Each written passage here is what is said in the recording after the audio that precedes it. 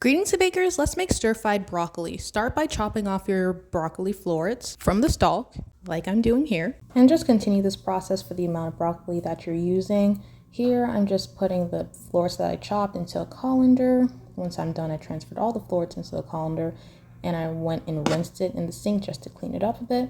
Moving on to the stove, added some avocado oil to my pan. You can use olive oil or whatever oil you like.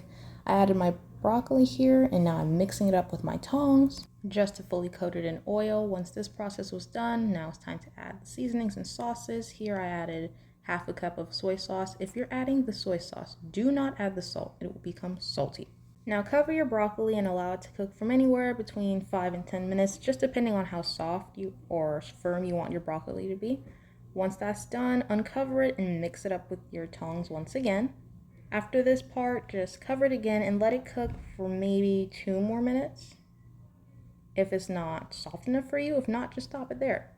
Here I had to let it cook for 2 more minutes, so I think I let it cook for a total of 7 minutes. Then I squeezed in some lemon juice from half a lemon. Here I am mixing it again, displaying the beautiful creation, and now it's time to serve. This is how you eat your vegetables. And let me be the first to say, it was absolutely delicious.